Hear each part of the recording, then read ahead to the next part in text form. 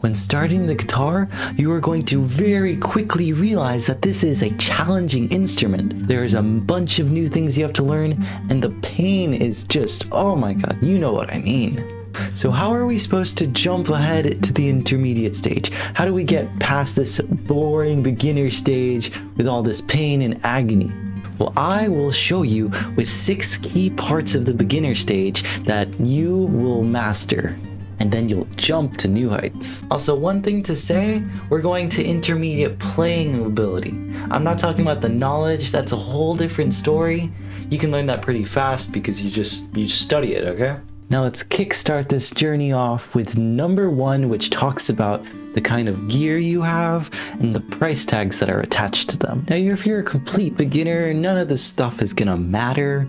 You're just trying to learn the basic parts of it, and when you're feeling ready and you're maybe in that intermediate advanced stage, you can upgrade, my friend. One of your key goals right now is just to figure out what's comfortable for you. And then later on, we're going to be buying new strings to put on our guitars.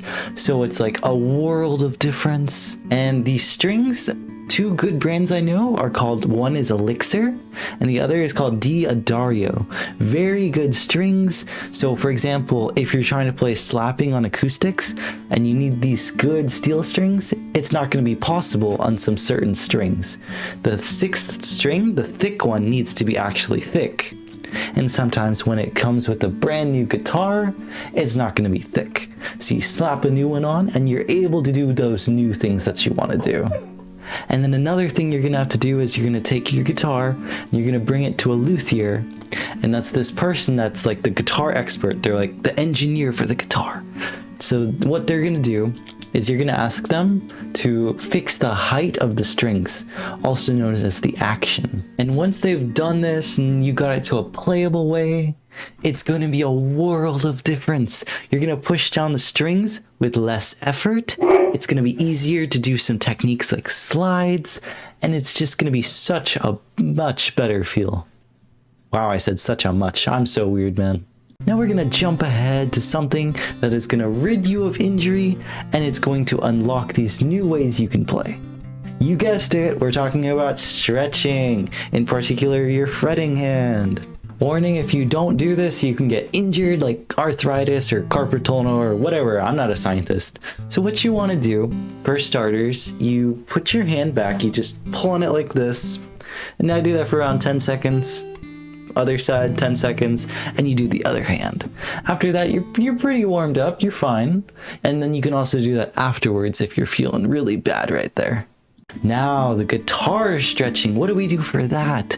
I can't reach. We're fixing that. Before we get to the stretching, please subscribe down below if you really want to grow at guitar and have a great musical journey. Here's the first stretch you're going to want to do so you can get your fingers to stretch like a fret apart each, okay?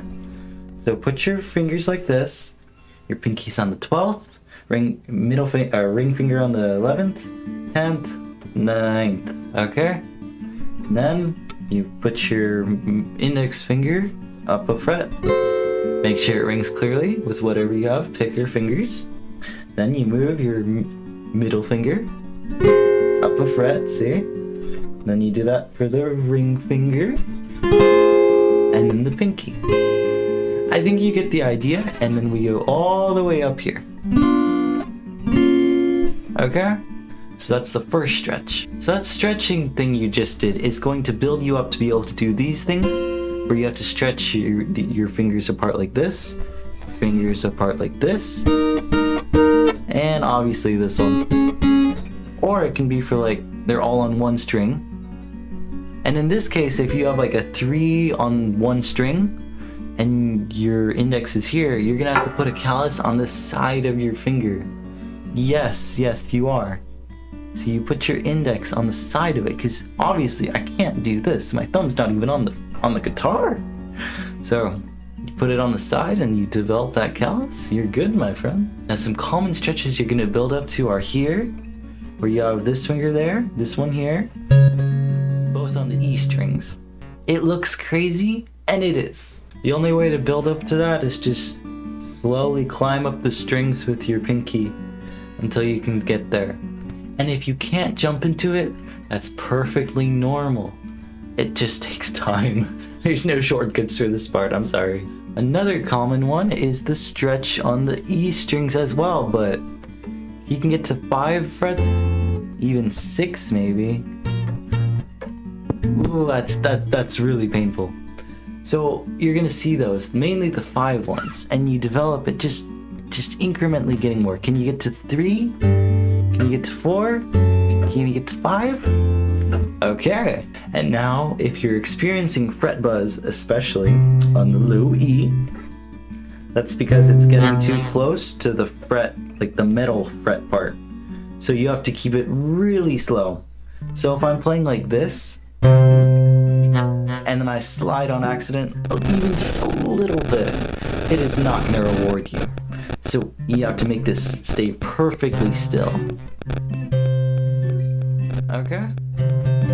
No buzzing, very cool. Now the next piece of information, that would be your thumb placement. When you can do this naturally, it's so nice. And it really helps with the stretching I just mentioned. I'll show you. So if you're struggling to get the 5 frets like this, take a look at my thumb placement. It's all the way hugging the bottom of the fret, of like the neck. If it's up here, it's literally impossible. If your arm looks like this too, your thumb is in a bad spot. This is bad for your arm as well. So you want it nice and calm, relaxed, and it's down here. Okay? So if I'm playing the F, where do you think my thumb would be? It's hugging the middle of it. It's not at the high parts because that's just really uncomfortable. Okay, so look, this is where it's at. It's just at the middle part of it. So my rule of thumb, no pun intended, is just do what's natural and move the fingers and just let the thumb glide along the neck, okay? Don't have a rigid position.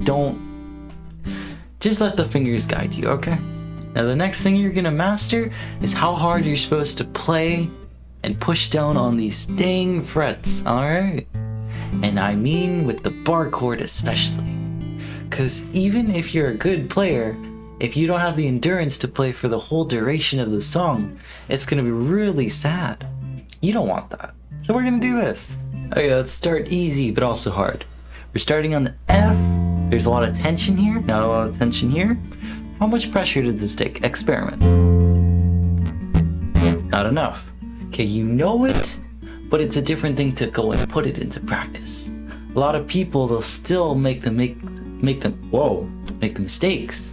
They'll be able to play, but then they'll burn out when they're playing their song. We don't want that to happen. So just the minimum amount of pressure so you have good endurance when you're playing. Now let's make it a bit harder. The bar chord. Okay, we got the F.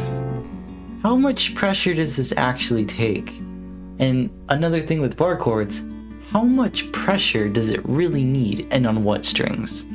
If you think about it in your head, I only need to bar 3 strings. The first, the second, and the 5th, while my other 3 fingers take care of this.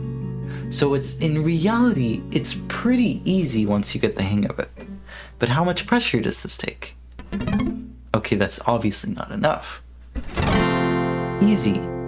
See, the reason I'm telling you this is, when you play harder things and for long songs, especially if you're playing like slide bar chords, you're gonna get burnt out if you're putting way too much pressure.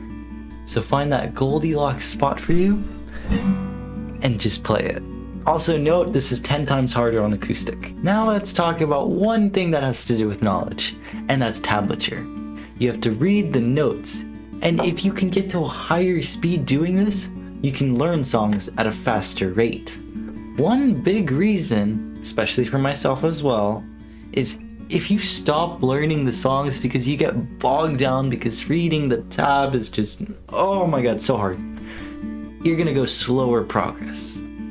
So if you make tab your friend and you're able to sight read it, you can learn so much faster, especially if you just do it day and day and day, every day, okay?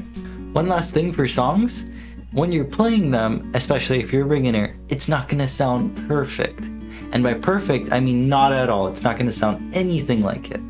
Like if I was trying to play, I don't know, let's say this song. Like I had no clue what to do. Like you can't play it. It's not going to sound right when it's not at the correct tempo. But you know what I mean. Don't get bogged down about that. Now, if you're truly serious about learning the guitar,